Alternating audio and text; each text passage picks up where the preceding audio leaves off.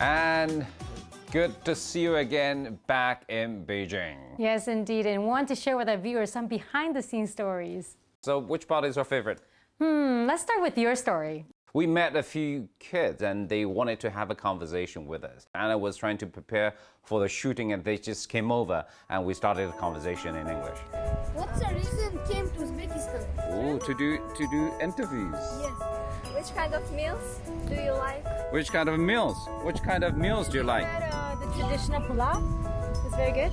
The rice with the beef, that was very good. So you all speak English?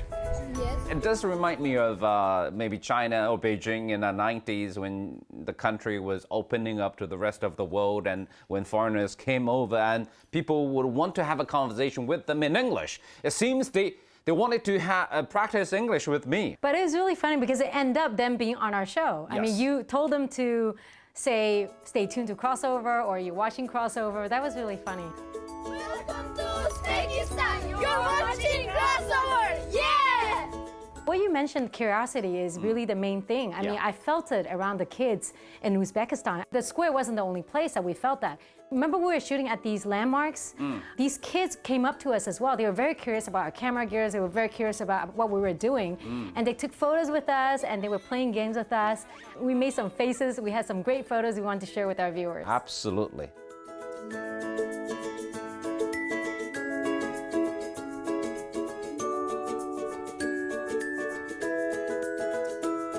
So what is the highlight of your trip?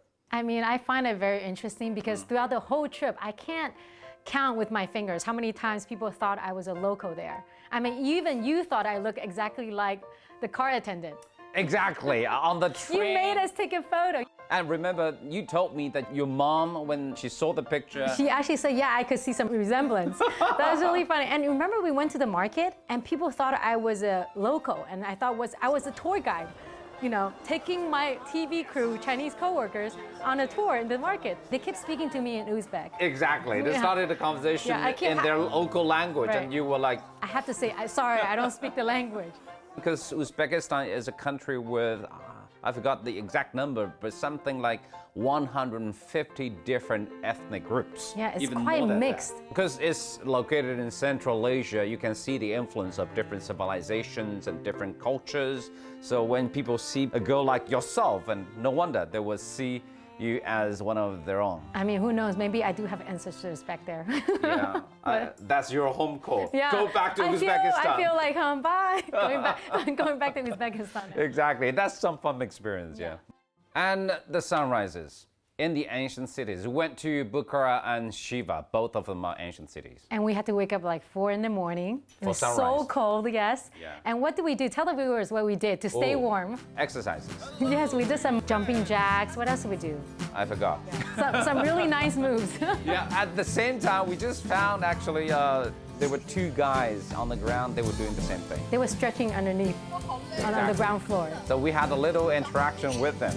And it was really worth it because it was so beautiful in the morning and it was so peaceful and serene. I mean, you could see the whole ancient city.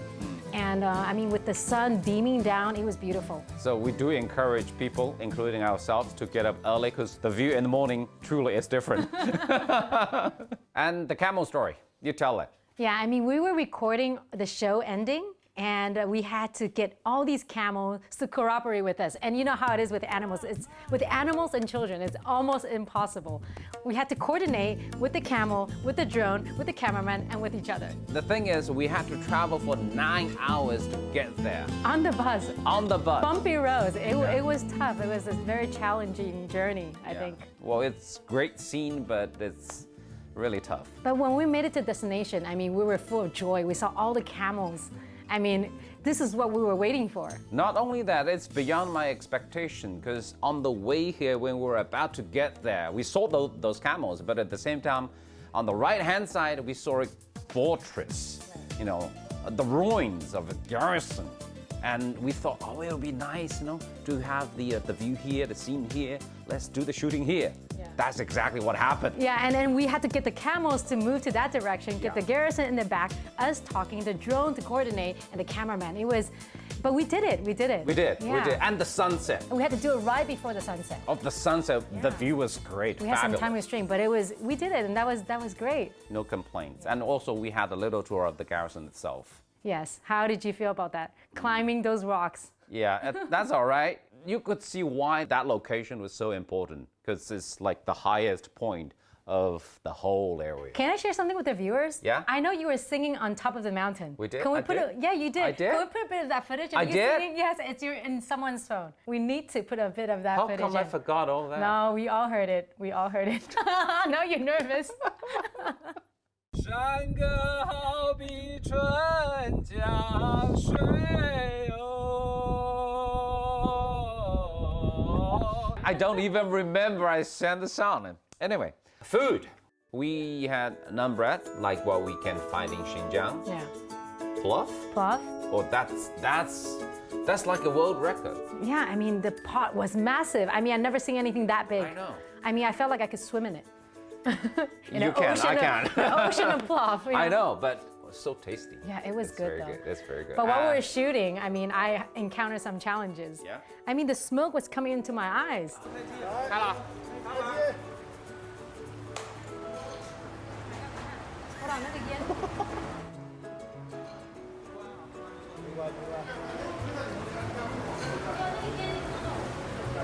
Melon is good, very juicy, very sweet. Same thing, because we got similar shapes, similar sizes. The whole crew shared one melon. You can imagine how big the melon was. I still remember in one of the hotels, chief chef, and he's such a quick learner, and because we kept asking him cook something Chinese, because we sometimes would miss Chinese flavor, and in the third day or the fourth day, perfect Chinese Yeah, noodle. he started with Uzbek cuisine, Yeah. and then towards the end, he was cooking Chinese cuisine. Absolutely. We can just go on and on and on. Exactly, we have so much to share. I know, but this is the end of our program. So if you can, probably in the future, you can just go and take a look yourself and try all the delicious food there. Definitely worth a visit. All right, goodbye. Bye. So we have Naan bread, a lot of beef, right? A lot of goat meat.